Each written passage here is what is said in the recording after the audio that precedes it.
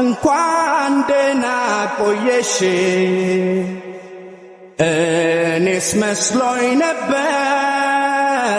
ፈልጌ ማጣሽ እቴ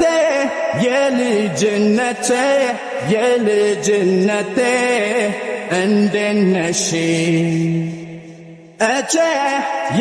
iccitiin bahe nageenya karaa waaqayyoo bakkuma jirtutti isiniif haa baay'atu akkam jirtu kabajamtoota hordoftoota koo galata waaqayyoon nagaa kooti egaa Hermeellaan argamtee jirti akkuma argitan ka akkasittiin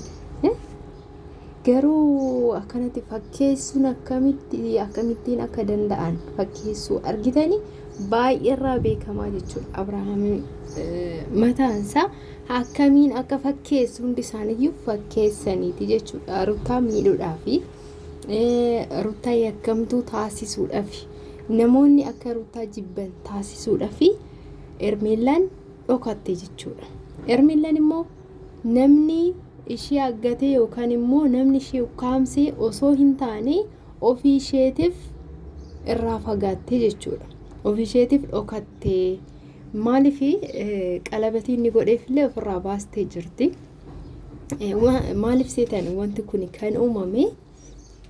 guyyaa tokko Ruutaan warqii morma isheetirraa baaftee Abrahaamii kennitee jechuudha kun kennaa kooti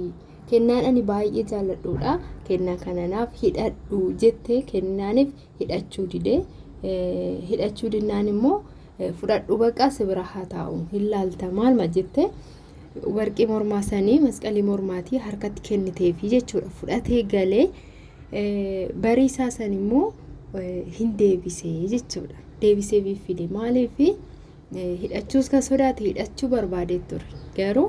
hidhachuu kan sodaate immoo Hermeellaadhaaf jechuudha maaf hidhattee takka dhiistee adda baatanii maaf hidhattee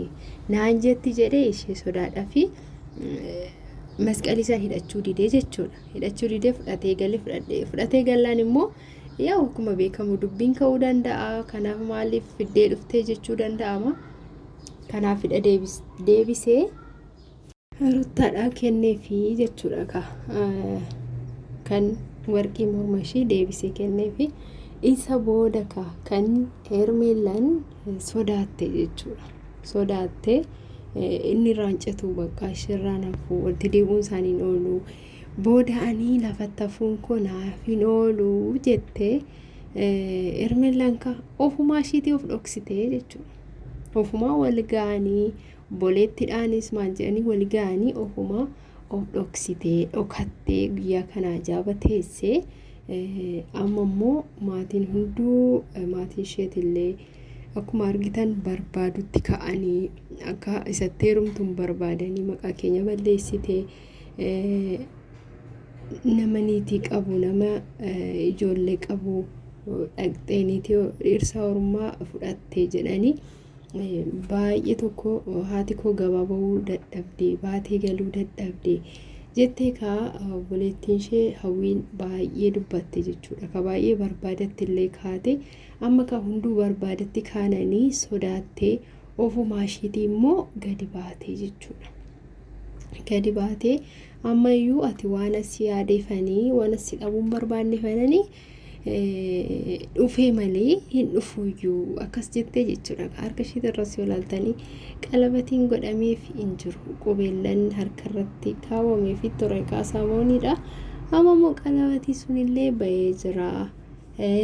sababni maalii sababa amma sitti ni muusuta jedheen sitti maal jettee seeranuu akka nama yaadeetti miti sooranuu itti naasofne jechuudha innillee hin beekama namni fakkeessuu hin beekama jechuudha dhugaa fakkeessitu namni fakkeessitu akkanumattuu hin beekama kanaaf amma garuu dhugaan baatee dhugaan hin qal'atti malee hin cittu jedhan mitiire Ruutaan irra ooltee dubbiin soba ta'ee isaan garuu Ruutaa fi obboleessa Abrahaam na daanii kana sadeentu ishee ukkaamsise jedhanii murteessanii turan garuu isaanii miti isaan akkasiin goone Ruutaanis immoo akkasiin goone jechuudha nama akkas gootus miti maaliif ilmoo qabdi waan ta'eef ilmoo ishii guddifachuuf yaaddi malee nama ormaa ukkaamsitee balaa buusuuf kana hin yaaddu jechuudha. Egaa boftii abbaan maree isaayyuu hiddee jedhama mitire akkasi. Kanaaf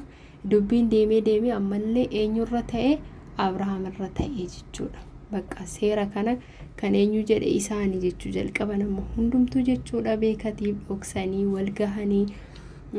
Ruutaa maqaa balleessuuf warreen ishee wajjin jiranillee maqaa balleessuuf kana hunda raawwatan jedhanii baay'een isaanii amma Ermeelaan biqqi jennaan buzeen illee qaanoftee ka argasii asin baanii jechuudha. Qaanoftee achumaan afaan ishee qabattee akkasitti dhugaa baay'ee isheeffaan jaartii guddoo taate baay'ee afaan banaa turte jechuudha. Dhuga nama aarsitii dhiifama wajjin garuu